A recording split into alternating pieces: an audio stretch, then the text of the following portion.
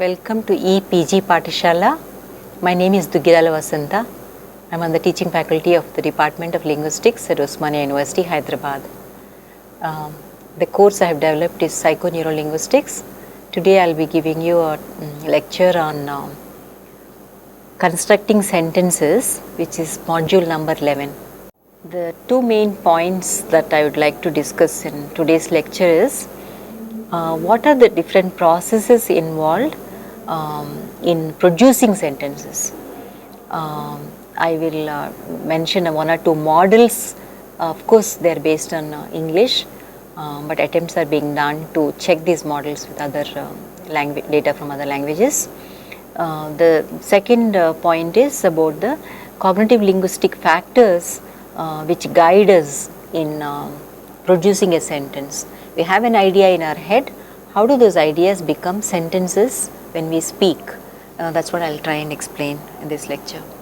On the screen you will see a blue fish moving towards a red fish, and it swallows it and goes away. You see that picture? It's actually taken from something called fish film. So you at the bottom you can see 0 seconds, 1 second, 2.75 seconds, 3.5 seconds. So as the time is elapsing, the blue fish moves towards the red fish, eats it and goes away. Now if you are asked to say, tell me what's happening in that film, since I am a Telugu speaker, let me try and make the sentence in Telugu. Oka neelam rangu chapa నెమ్మదిగా ఎర్రచాప వైపు ఈదుతూ వెళ్ళి దాన్ని మింగేసింది. Someone else might say గబుక్కుని మింగేసింది.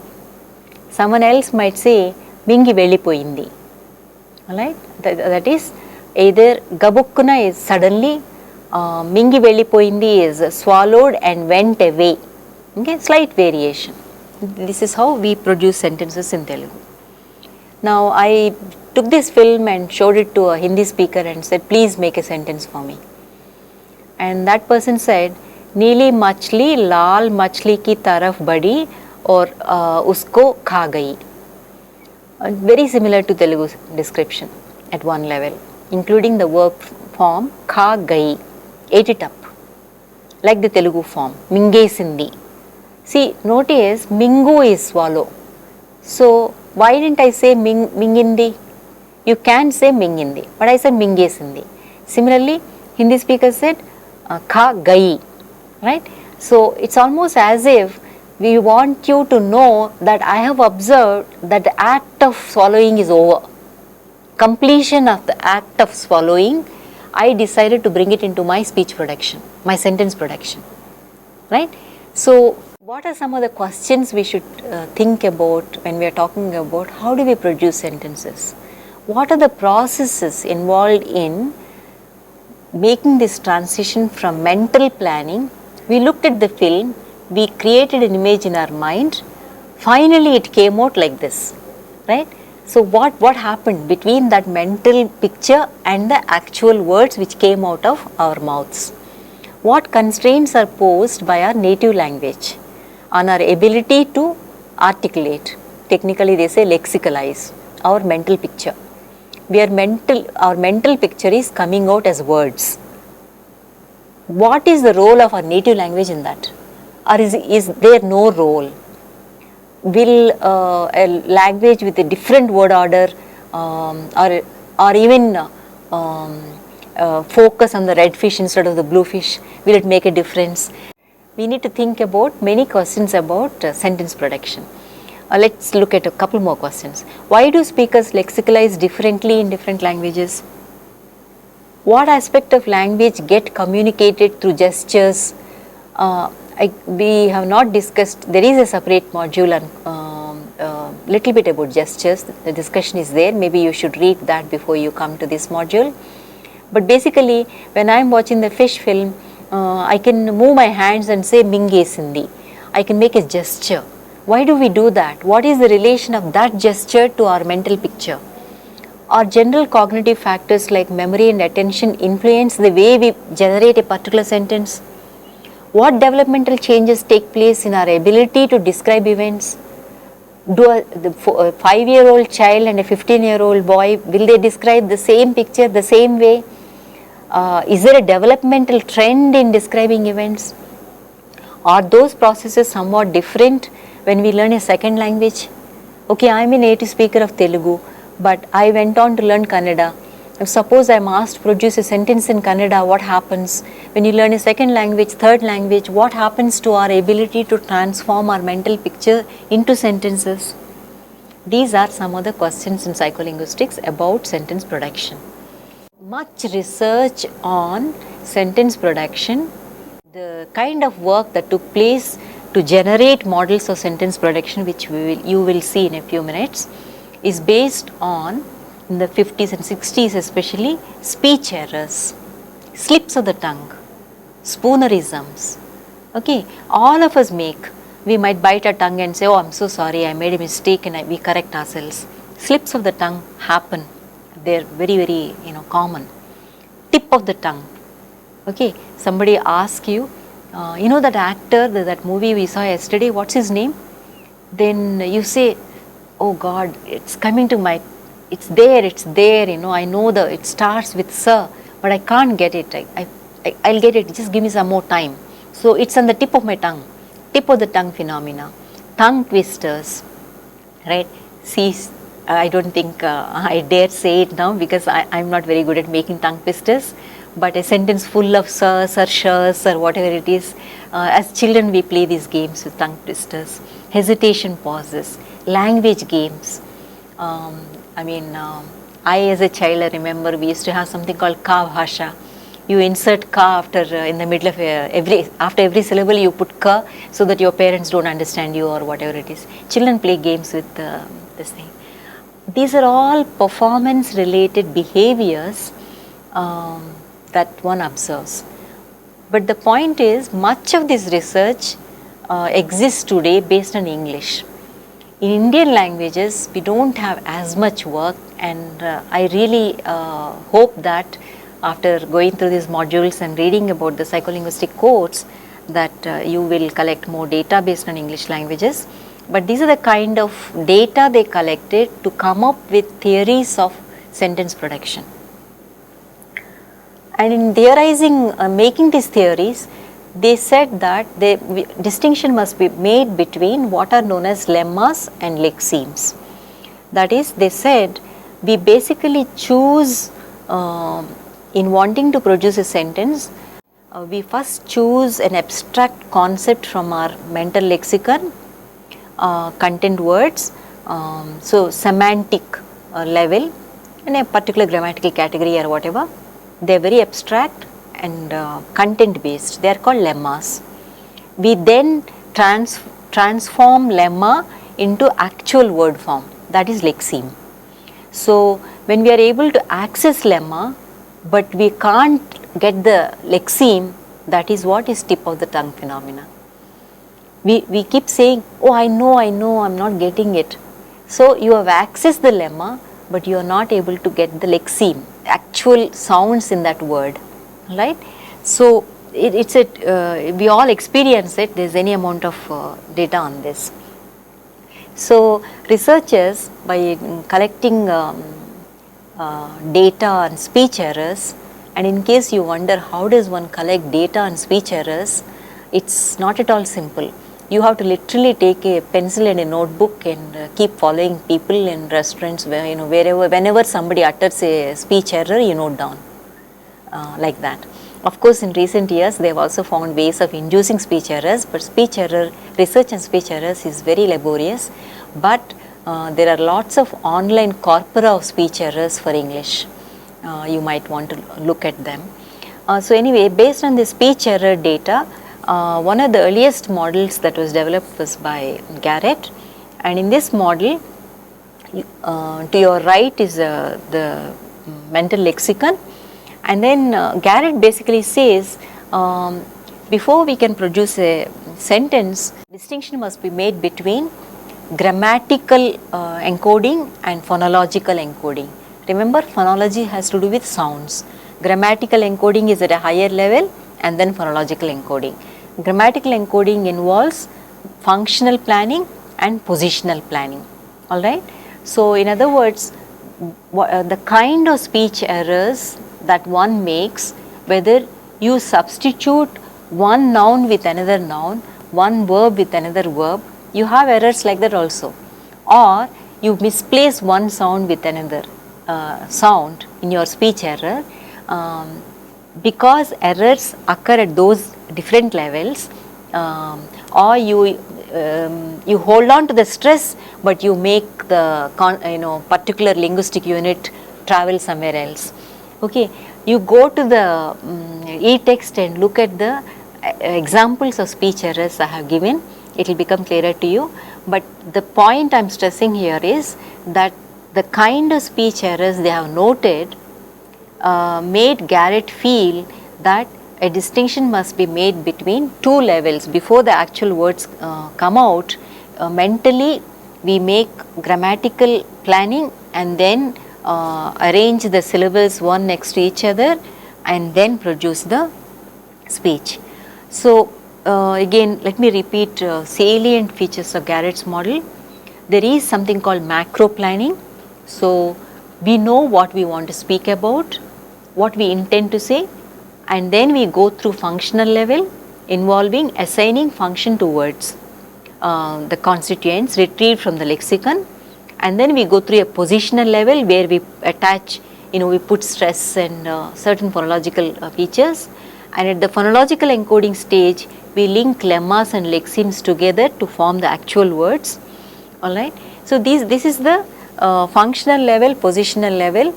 You have the conceptualization, functional level, positional level, articulation. So, even this picture is given in the e-text, you see Garrett's model. But in 90s, Bock and Levelt modified this model somewhat, retaining the middle levels.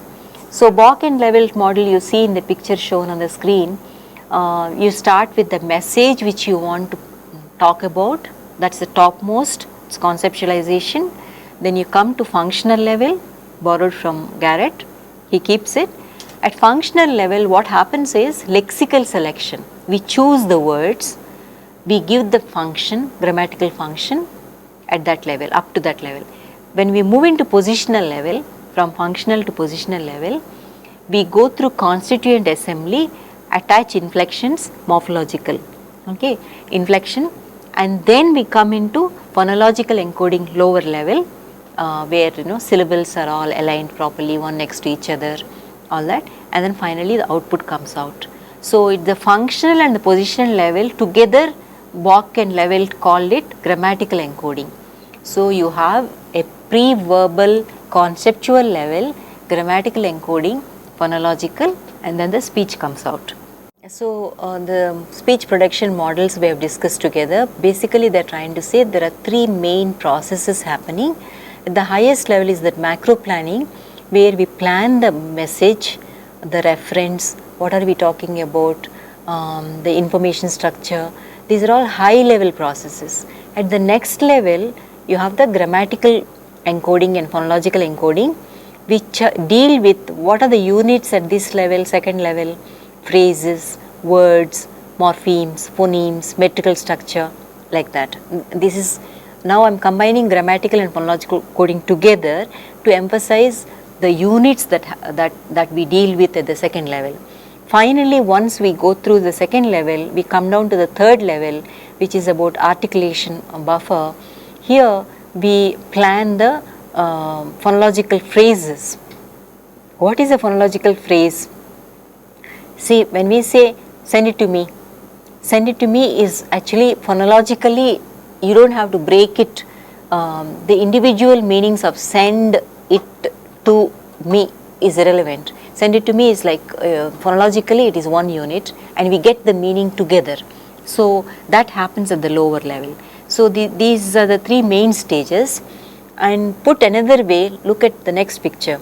Levelt 99 version of the speech production model, it says, okay, again he is also saying conceptualization is the highest topmost level where we have the message generation. This is influenced by our situational and general knowledge, all right. all before we can produce a sentence or talk about anything, we have some knowledge about that. All right, the general knowledge and situational knowledge. We also know how to pitch our lecture, for instance. We take into consideration the audience, what they know about, what language, can I use two languages, can I mix two languages or should I not mix. This kind of information influences our conceptualization, the highest level of message planning. Then formulation, that is the grammatical and phonological encoding, the second stage that you saw in the previous picture. He calls it formulation. That is, it is formulating, before that they are not verbal, they are not linguistic, they are pre-verbal kind of a concepts. Now we are formulating them into linguistic level. So here the grammar and the lexicon of our language influence our formulation stage of production. The last third stage of articulation is influenced by speech motor control. Our muscles, how well our muscles are functioning, that will determine how precisely we articulate our speech, how clearly our consonants are articulated. So how do we know that this is a level that speech motor commands do influence the way we utter our sentences or whatever? You can do a electromyographic studies. Okay, so speech physiology deals with all that. We can attach electrodes and see when we are making a round movement with our lips, whether the orbicularis oris, the muscle, whether there is more actions generated, electrical activity generated in that muscle. We can monitor at that level. So speech motor control influences the articulation level. Our grammar and lexicon influences the middle level of planning, and our discourse level, world knowledge influences the way we plan what we want to produce. So this is the models of speech production. So again, to repeat, levels model: conceptualization, formulation and articulation. These are the three main levels that which go along with even the previous models. It's not that level is contradicting anything that was said earlier. He is using slightly different language to explain the processes involved in producing. So that is the main topic I said first thing in my lecture. But can we say it is quite convincing, because researcher after researcher have said that speech production involves message planning and then grammatical and phonological encoding and articulation. Nobody is contradicting this. So can we say that these processes are universal, that irrespective of where we live, what language we speak, this is how speech production is working? Initially they tried saying that yes, these are universal. At that time, psycholinguistic research in the initial years, say up until 80s, was lot of research was done only on English and Dutch. Now English, Dutch and maybe German, those languages, based on that they thought these processes are all universal. But the moment psycholinguistic research moved into non-Germanic languages, say Japanese and Spanish, these things didn't work. The processes that they have explained, which seem very convincing, are not quite universal.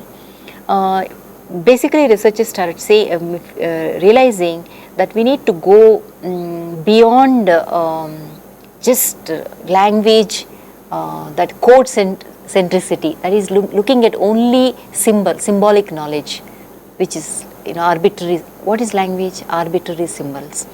But in trying to understand how speech production works, we need to look at other factors. So what are some of these factors? Accessibility, subject-verb agreement, sentence complexity. I am talking about linguistic factors, but there are also other things which influence. So let's pay some attention to these factors. There is visual factors, visual or semantic saliency, prototypicality, animacy. We have talked about animacy earlier. So these are some of the non-linguistic as well as semantic level factors which influence whether we are able to bring the listener's attention to the referent about which we are speaking. We are talking about speech production. I am going to speak to you about something. I am going to speak about, give me that bottle or whatever it is. The referent is the bottle.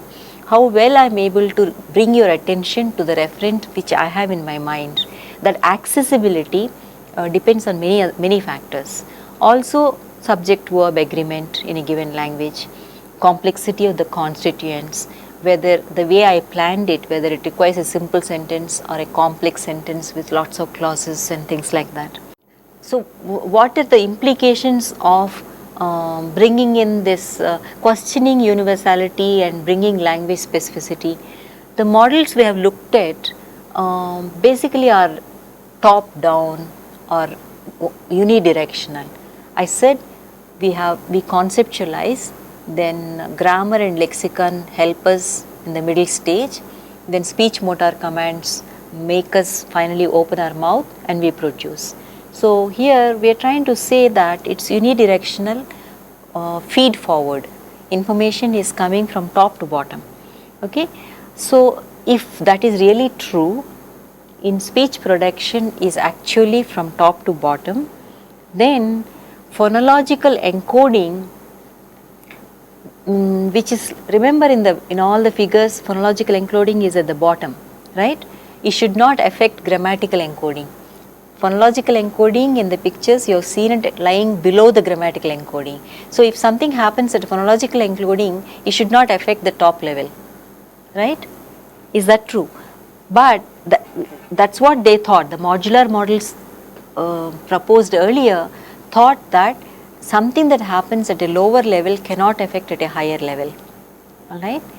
But a whole lot of cross-linguistic research that took place since late 80s and 90s, they have shown that phonological properties of nouns do affect gender-marked morphemes in Italian but not in Dutch. So Dutch speakers are found to be slower in producing noun phrases to refer to an object in the presence of a written word of different gender. Such gender manipulations did not affect the performance of Italian speakers. You will have to consult the e-text to get more details about some of these points that I am making here. The grammatical gender, see again, I do also have as a native speaker of Telugu, having lived only in South India, I do have a lot of problems with the way gender works in Hindi. I make mistakes when I speak Hindi. I make mistakes in assigning gender to nouns because we don't have to do that in our languages. So it's that kind of a thing I'm talking about. Assigning gender is at a higher level. But in psycholinguistic experiments, at the phonological level, mistakes do influence gender assignment, which is at a higher level. Further, grammatical gender reportedly affects production of noun phrases, but not if you have to produce only nouns. What is noun phrase is a syntactically higher category, right? So the cross-linguistic research is basically saying there's a lot of interaction. It is not top-down and unilateral or single direction. Speech production process is not coming from mind to lips. Information flow is only in that direction. There is a lot of interactivity is taking place, and that interactivity is influenced by the native language in which you are speaking. Then the recent research is also saying attention influences production, speech production. How? The attentional system in the brain, it's part of the cognitive system, filters visual information by selecting most salient information. It is only selectively attended information that gets encoded, meaning you will only speak, there is a scene in front of you, rich scene, lots of things are happening in that scene, but you will pay attention to, your native language makes you pay attention to certain aspects of that scene and you will speak about only that scene. In fact, they have shown, research has shown that Chinese and Japanese speakers pay attention, much more attention to the background. English speakers pay attention to the foreground, objects in the scene whereas Chinese and Japanese people pay attention to what is happening in the entire scene or something like that. In other words, our native language predisposes us to looking at the same scene differently, and therefore you will speak differently. So how do we investigate the influence of attention in language? I have mentioned to you in the other module, visual world paradigm using eye tracking. It's an excellent methodology to investigate what role attention plays in producing a sentence. There is a notion called referential priming paradigm. Priming is like you tell the person, you give a prime first and then see its influence on the target that you want them to produce. Suppose I show you a scene. Look at the picture on the screen. Here, a policeman on the left side is punching the boxer who looks like a thief. If you want to think of him as a thief, that's fine. Policeman is punching the boxer. So if I show it to a native speaker of English, they'll say the policeman is punching a boxer. But if I draw one red arrow or something to the boxer, I draw their attention, visual attention to the boxer, they might start the sentence in a different way. They will not say the policeman. They might say the boxer is being punched or I don't know, whatever. Whatever they utter, if you draw their attention to one referent, they will speak from that referent. Right? The boxer is being punched by the policeman. Whichever referent was attended to, that will become sentence initial. They have shown that at least with English language. But more recent research used different versions of this paradigm, and they stated that referent in focus need not become subject, but it is the first mentioned constituent, but it may not be the subject. The focused referent is processed ahead of the rest of the information. When your attention is focused to a particular referent, that meaning is grabbed by the brain faster, and it is passed on to the lemma level earlier than the information belonging to non-focused referent. So in a scene, whatever you are focusing, that gets processed faster and the other thing takes a little later. Primed referent, what I mean by prime is that putting a red arrow saying that speak from here, this is important. Primed reference might also influence assignment of the remaining sentences frame. The moment you decide you are going to pay more attention to this referent, you will frame your sentence differently. You might make it passive if your language allows. Again, I repeat, please consult the e-text for details of this idea, how it works in Russian, Finnish and English. Some examples I have given there. But for now, I think I will just summarize what I have been saying.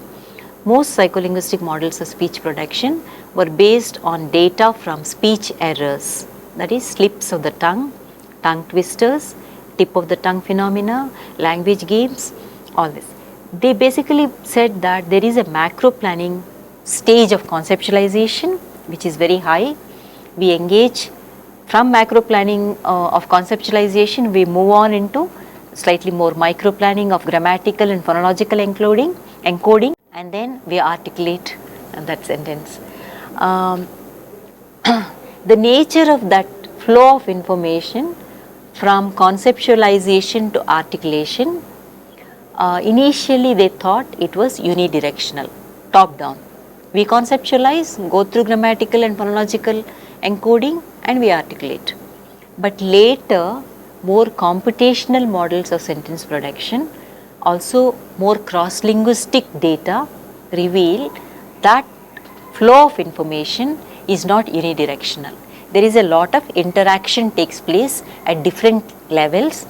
The lower level can influence the higher level, and that a whole lot of linguistic factors like word order, agreement, animacy and cognitive factors like attention can influence the way we plan and articulate sentences. That's it. Thank you. And I hope you have understood the main points.